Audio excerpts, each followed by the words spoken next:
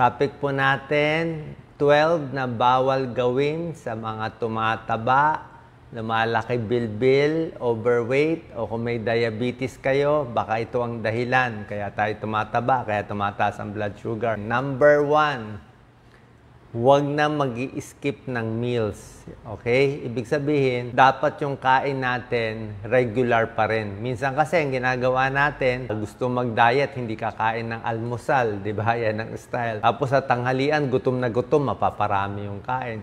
Sa hapon, di kakain. Tapos sa gabi, kakain naman ng napakarami. So, dapat ang kain natin regular, 3 meals, umaga, tanghali, merienda, gabi, pero may portion control. Okay? Regular meals, pero portion control. Hindi pwede 2 platong kanin, di ba? So, dapat 1 cup rice o half cup rice na lang. So, don't skip meals at huwag kakalimutan yung portion. Nasa dami kasi talaga ng kinakain natin. Yung iba sasabihin, Doc, healthy naman kinakain ko eh.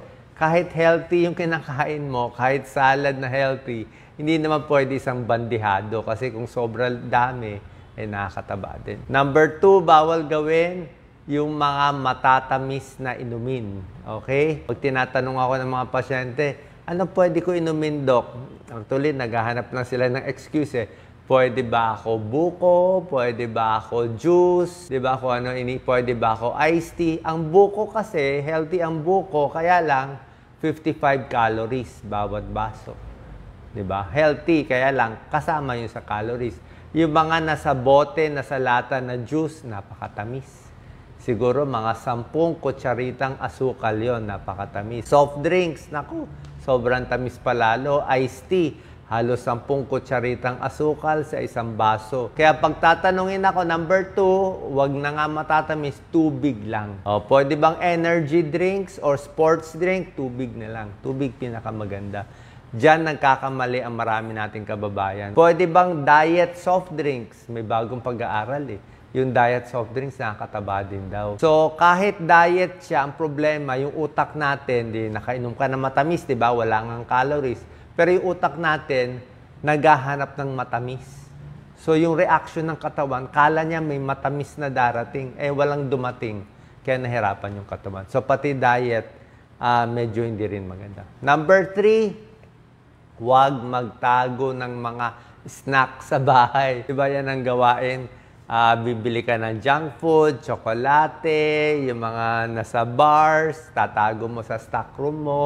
Sabi mo, okay naman, reserba. Ang problema nga, pag punong-puno yung ref mo ng puro ice cream, puro cake, ikaw rin naman kakain nun eh. Diba? Mahirap mo sabihin na may self-control ka. Oo nga siguro, sa umaga, tanghali, kaya mo pigilan. Paano kung gumising ka ng madaling araw, naalimpungatan ka, nabuksan mo yung ref mo, nakita mo yung cake, o nakita mo yung ice cream, mauubos mo lahat yun eh. So, far from sight, far from mind. Number 4, ito, di ba? Alam natin, kailangan natin mag-exercise, di ba? Kailangan mag-exercise para pumayat. Kaya lang, hindi tayo pwede umasa na exercise lang. Marami kasi sa atin, isip natin, nagtatrabaho naman ako, naglalakad naman ako ng malayo eh. So, pwede na ako kumain kahit anong gusto kong kainin. Pwede ako 2 platong kanin, only rice, nagtatrabaho naman ako. Hindi daw pwede ganun. Hindi ka pwede umasa na walking exercise lang para pumayat. Kailangan po natin combination. So, may lakad ka, may trabaho ka, tapos yung pagkain mo dapat dieta pa rin. Okay? Kasi kung marami kang exercise, ang dami mo rin kinain. So, patas lang. Hindi ka pa rin papayat. Number 5. Emotional eating. Iwas tayo sa emotional eating. Minsan kasi tayo, like mga kababayan natin, naghahanap lang ng excuse, di ba? Pag masaya, pumasa sa exam, na-promote sa trabaho, may pera konti, ano isipin? Kain na sa labas. Oh. Pag masaya, pag galit, mainit ulo, kain pa rin. Pag malungkot, iniwan ng boyfriend, anong gagawin? Kain pa rin, di ba? So, pag emotional ka, napapakain lalo. Pag stress ka, ano isipin mo? Na-stress ako, kakain ako. Yan ang reward ko sa sarili ko. Kaya lang kaka-reward, ang hirap nga i-burn yung kinain natin. So, don't ignore stress. Huwag gamitin yung pagkain bilang reward sa sama ng loob. Diba? Kung gusto mo, ganito na lang. O, papakita ko na rin sa inyo, o, kung nag-emotional eating ka, ano lang ang mga pwedeng prutas at hindi pwedeng prutas. Ito, dito rin nagkakamali sa eating. Ang magandang prutas lang para sa akin, pwede mo kainin. Pwede ang saging, overweight ka man o diabetes, pwede ng saging, pwede mansanas, orange, dalandan, konti-konti, pwede suha, pwede rin. Yan ang mga prutas na pwede, kahit mga isa, dalawa, walang problema yan. Lahat ng gulay, pwede rin. Gulay, ampalaya, okra, lahat yan for diabetes. Maganda yan. Ang mga iiwasang prutas, ito talaga naka-X o talagang nakatutok ako sa dami. Hindi ko dinadamihan itong mga prutas na naka-X. Ano itong mga prutas na sobra daming sugar, nakakataas ng blood sugar. So, hindi lahat ng prutas okay. Ang mga iniiwasan natin, grapes, nakaubas, ang tamis. Raisins, matamis. Pinya, matamis. Pakwan, matamis. Pinya, pakwan, grapes, at yung favorite nyo, mangga. Mangga talaga, ang bilis magpataba ng mangga. Okay, palagi ko isang buong mangga, I think almost 200 calories yan. Isang mangga, parang kumain ka na ng isang platong kanin, lagyan mo na maraming asukal. Kasi ang sarap ng mangga, di ba? Busog na busog ka eh. Tsaka isa pa sa mangga, kahit green mango. Kahit green mango, lagot din tayo. Isip natin, green mango, asim-asim na nito eh. Hindi rin daw. Pareho din daw yung calories ng green mango o red o yellow mango. Lalagyan mo pa ng bagoong, di dumami pa problema natin. Number 6, wala nang midnight snack. Okay? Don't eat late at night. Bakit hindi maganda ang midnight snack? Sabi ko nga, huling kain nyo, 6 p.m., 7 p.m. Kasi nga, pag gabi na, dapat matutulog ka na. Yung katawan mo patulog na. Yung tiyan mo patulog na. O-order ka pa ng pizza sa gabi. Order ka pa ng fast food sa gabi. So, dagdag yun sa'yo. Tapos, pag kinain mo ng madaling araw, 11 p.m., matutulog ka. So, lahat yun magiging taba lang. Diba? Lalo na kung night shift ka. Paano kung duty ka sa gabi, di ba? So, pag duty ka, night shift ka, pilitin mo na lang saging o nilagang o hard-boiled egg. Pwede rin. Yan na lang pampabusog natin. Hard-boiled egg, saka saging, pwede na yan. At least, hindi sobra sinful ang mga kinakain mo. So, midnight snack, iwas. Saging lang ako. Number 7, huwag kakalimutan ang protina. Ito yung pinakamalaking pagkakamali. Kahit ako, pagkakamali ko rin eh. Hindi ako kumakain na masyadong protein eh. Kasi sanay talaga tayong Pilipino. Anong ginagawa natin? Puro kanin talaga, di ba? Kanin, 2 plato, nilaga, konting ulam, lagyan mo na lang patis, kalamansi. Yun talaga ang kain natin eh.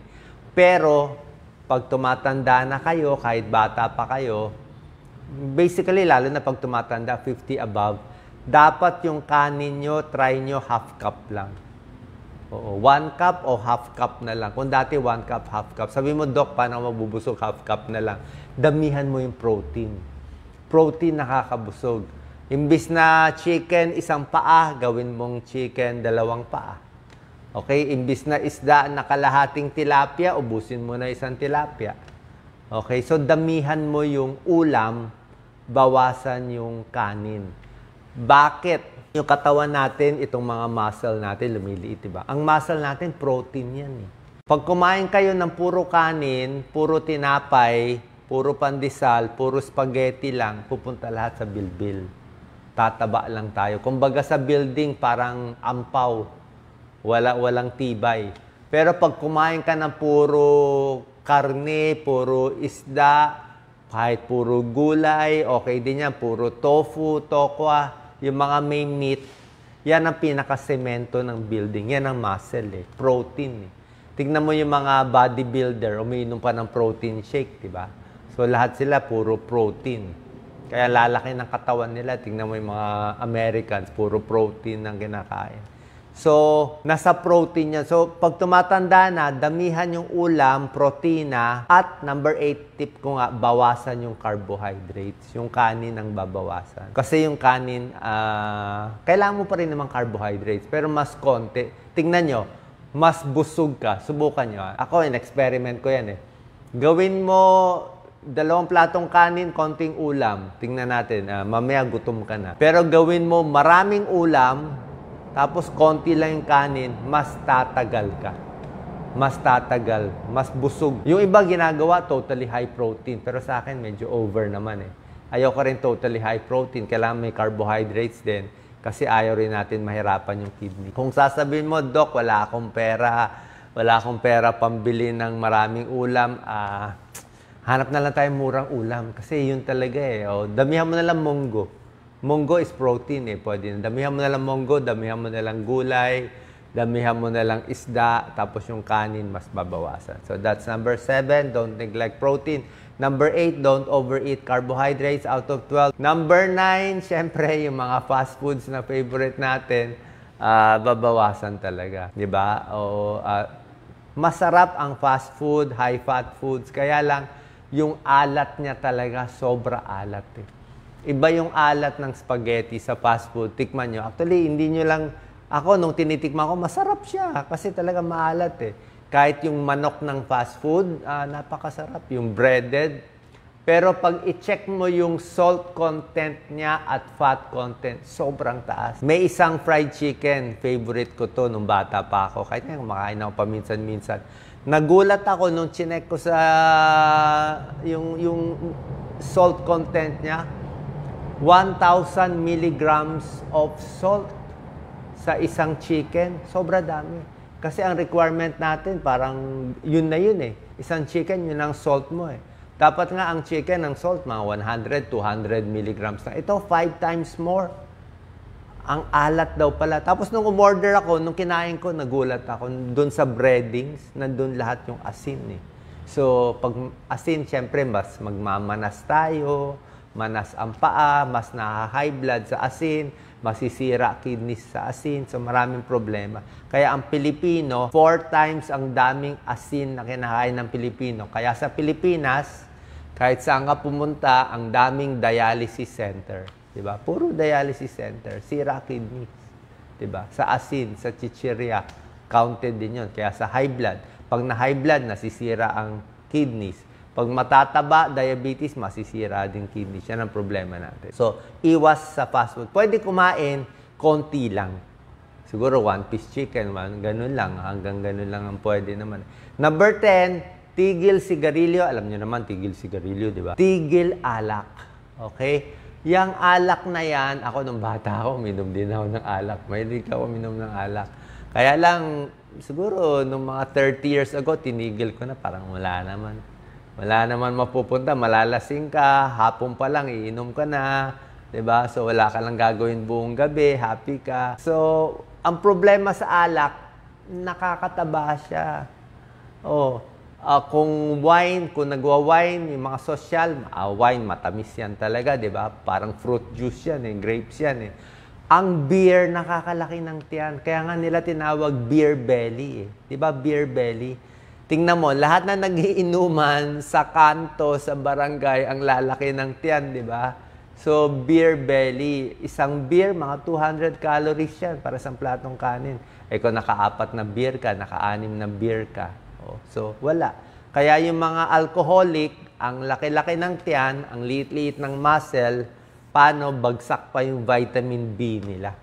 Kasi nga, sobra sa alak. At nakakataba din to. At pag alcohol, alcohol, kontra yan sa gamot mo sa diabetes. Kontra yan sa gamot mo sa high blood. So, hindi rin maganda. Pati yung gamot na iniinom mo sa high blood diabetes, magugulo ang dosis kung iinom ka ng alak. Lalo na yung mga naka-antidepressant. Mga antidepressant, bawal ang alak. Sasabihin niya ng psychiatrist nyo. Number 11, dapat kompleto ang tulog. Malaking bagay ang tulog. Pag puyat kayo, o hindi kayo natulog, o kung night shift, o puyat kayo, mapaparami kain mo. Diba? Mas mahaba ang tulog mo, mas hindi ka gutom. Natutulog ka hindi ka kumakain diba? So, mas maganda. Mas relax yung katawan mo, diba? So, kailangan kompleto yung tulog, mas hindi ka tumataba. Pero kung laging puyat, siyempre, pagod yung katawan mo, naghahanap ng pagkain. And number 12, siyempre, kailangan magpa-check sa doktor. Okay? Kung may diabetes, pag masyado na mataas, punta tayo sa endocrinologist. Baka bibigyan kayo ng gamot para sa diabetes. Okay lang yung mga gamot na yan. Walang problema dyan. Huwag kayong maniniwala sa mga fake news. Baka may nabasa na naman kayo fake news na metformin masama. Hindi maganda metformin. Ang dami ko ng video, 10 na ata videos ko na maganda ang metformin. Pinag-aaralan nga ngayon ng metformin na pampahaba ng buhay. Okay? So, pwede yan. Yan ang first line sa diabetes, binibigay. Hindi para sa lahat ng tao. Pero majority makakatulong yung metformin. Okay lang yan. Tapos may ibang gamot pa kung mataas talaga yung blood sugar nyo. Pero kung gagawin nyo naman tong 12 tips natin, di ba? Bawas sa matatamis. O, di ba? Mas mag-exercise, walang emotional eating, bawas sa junk food. Sa tingin ko, mababawasan yung gamot mo sa diabetes, baka matigil pa natin ang gamot mo sa diabetes. So, okay? So, pasensya na kung nasagasaan ko kayo dito sa mga tips natin, pero mahirap talaga. Pag nagkakaedad, mas tumataba, yan ang nagiging problema natin. God bless po.